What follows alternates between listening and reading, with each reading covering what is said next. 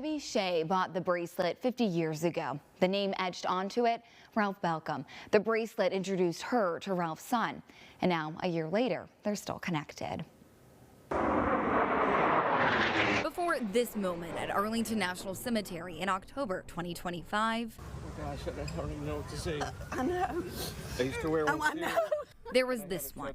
For years, Debbie Shea held on to this bracelet, not knowing anything about the man whose name was etched into the metal, Ralph Balcom. I just thought, is he still missing? You know, what happened? I needed to know the end of the story.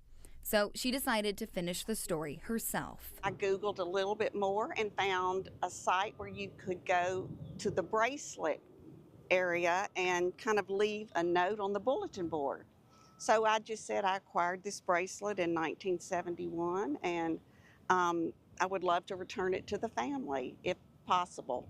The possibility became a reality when Debbie learned Ralph's son Chris was a volunteer with the Central Valley Honor Flight, a group that flies vets to see war monuments in Washington, D.C.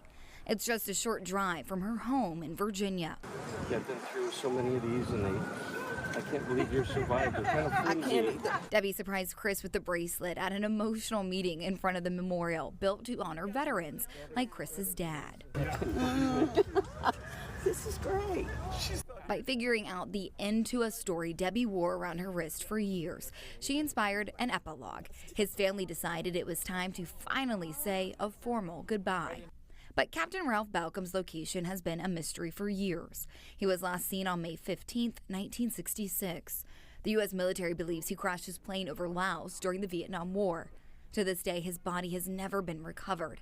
He was presumed dead in 1977, and it was then when they gave him the rank of colonel. When the prisoners came home, that's when and he wasn't among them, that's when we knew that he was just gone, but we didn't know, we had no idea what had happened.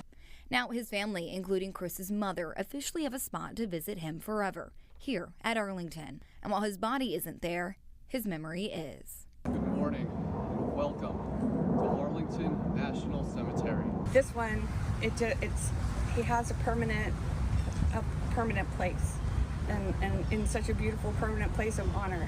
And so we are super, super grateful, humbled, honored.